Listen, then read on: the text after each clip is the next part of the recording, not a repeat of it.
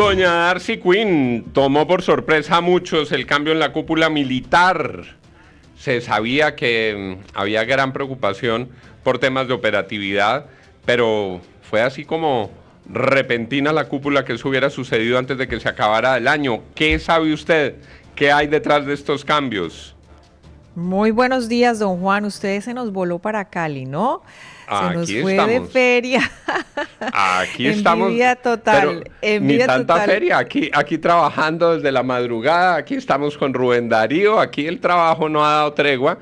Y recuerde que a las 8 vamos a estar con el embajador de Estados Unidos que va a programar nuestra emisora de salsa Radio El Sol. Imagínese usted. Ahí lo vi echando paso. Yo no sé.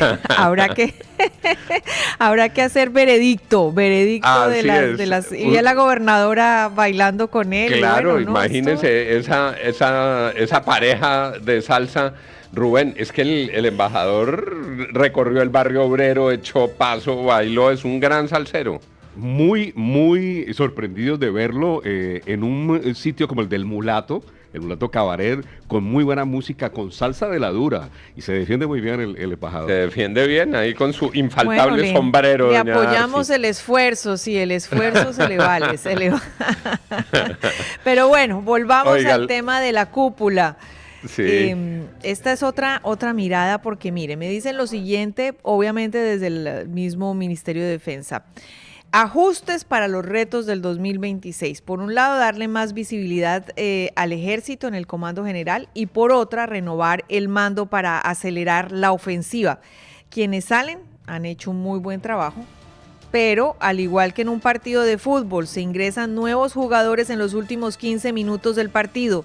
La ventaja es que están preparados para ello y saben cómo jugarlo. La diferencia es su estilo de liderazgo. Eso es un poco las razones desde el Ministerio de la Defensa. En estos últimos 15 minutos del partido, en estos últimos 6 meses que hay de gobierno de Gustavo Petro, pues lo que esperan es cambiar y ir a la ofensiva frente a todo lo que hemos estado viviendo, que ustedes ya mencionaron más temprano. Pero usted lo dijo más suave, don Juan, más temprano también. La verdad es que muchos están culpando al almirante Cubides de ser el responsable de gran parte de los problemas de las fuerzas militares. Dicen que Cubides es el responsable de haber desintegrado las fuerzas de tarea conjunta, como la Omega en el suroccidente, la Hércules en el Pacífico nariñense, la Titán en el Chocó, que él sabía muy poco de conducción militar, de la guerra y del reposicionamiento de tropas, y también del avance de unidades estratégicas en zonas complejas. Parece que llevaban mucho tiempo diciéndole al presidente que ese cambio se debía dar, y él se demoró hasta estos 15 minutos.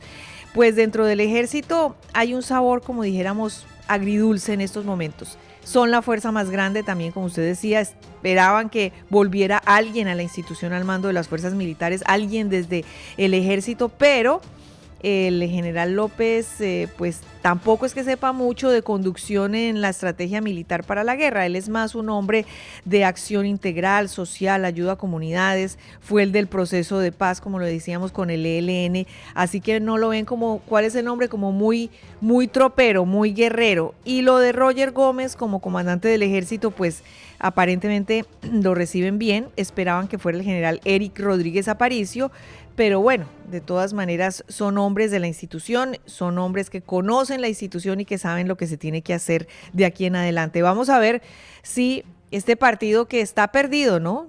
Lo vamos perdiendo en estos 3 años, se ganan estos últimos 6 meses de gobierno de Gustavo Petro, que es un poco la jugada que están haciendo, buscando, si no ganar el partido, por lo menos empatarlo o por lo menos avanzar en esta situación que es bien compleja para toda Colombia. 6:42, por el bien de Colombia. Le auguramos todos los éxitos a la nueva cúpula. Aquí lo decimos una y otra vez, acompañamos el esfuerzo de todas esas decenas de miles de hombres y mujeres que se visten en la fuerza pública con los uniformes de la patria para defender a los colombianos. Los mejores augurios para la nueva cúpula militar y en particular para el general López. Los secretos de Darcy Quinn, aquí, en la FM. Los secretos de Darcy Quinn en la FM. ¿Cómo hago para aumentar mis ingresos? ¿Será que me aumentan el sueldo? Ay, ¿será que invierto en un apartamento? ¿Pero y los gastos? ¿O intento invertir en la bolsa?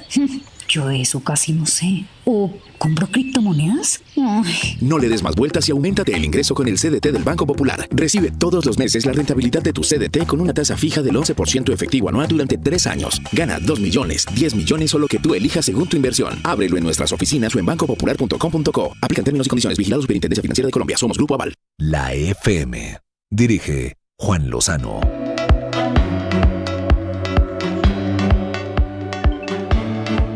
...6:44... El señor presidente de la República ha insistido en su deseo de convocar una Asamblea Nacional Constituyente. Dijo ayer, y han sostenido otros ministros del gobierno, que no se hará la convocatoria en época electoral.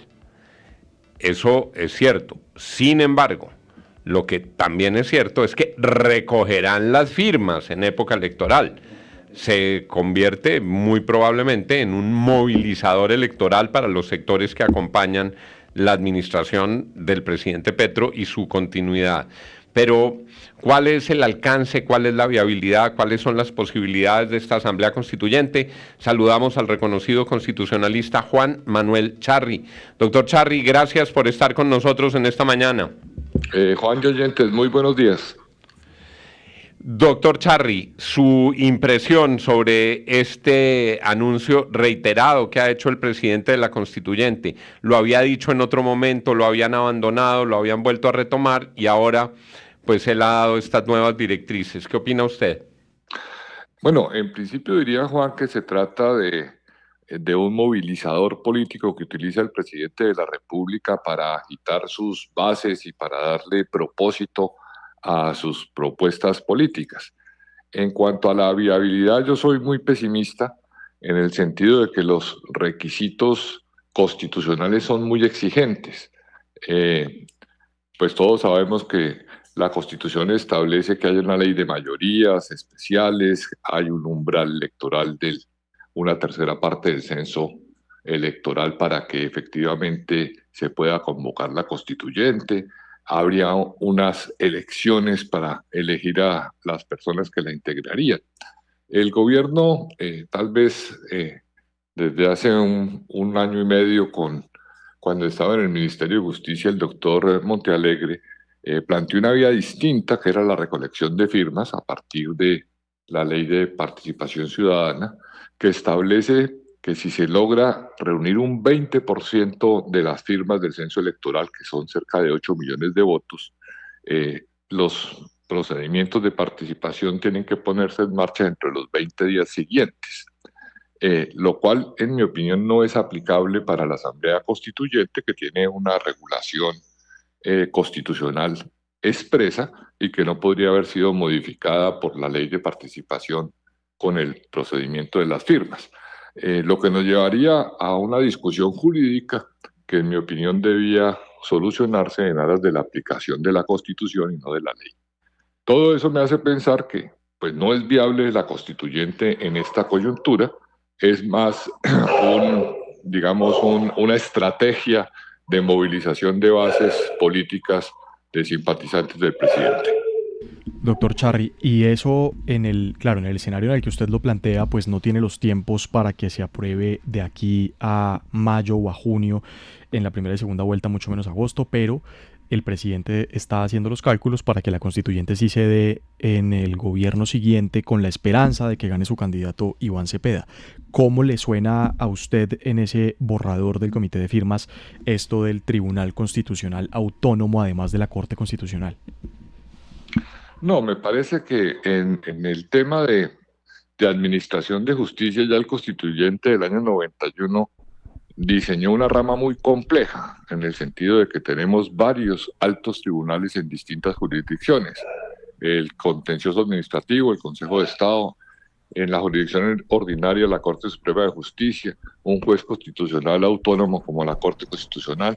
Generar otra instancia de un tribunal constitucional sería redundante habría, digamos, duplicidad, y me parece a mí que hace que sea muy complejo cuando en distintas partes del mundo tenemos una sola Corte Suprema de Justicia, a veces dos con el contencioso administrativo, y generar más cabezas en la rama judicial me parece innecesario y muy complejo. Doctor Charri, si llegan con las firmas, digamos, el 7 de agosto del 2026, llegan y presentan las firmas al nuevo Congreso que se esté posicionando, al nuevo presidenta que se esté posicionando ese día, ¿usted esto obliga? Es decir, si consiguen todas las firmas, las entregan, ¿esto los obliga a hacer una Asamblea Nacional Constituyente? Pues en mi opinión habría una discusión jurídica porque la Constitución establece que haya una ley que debe tener mayorías absolutas en ambas cámaras. Y además esa ley debe tener control de constitucionalidad en la Corte antes de convocar a elecciones para conformar la Asamblea Constituyente.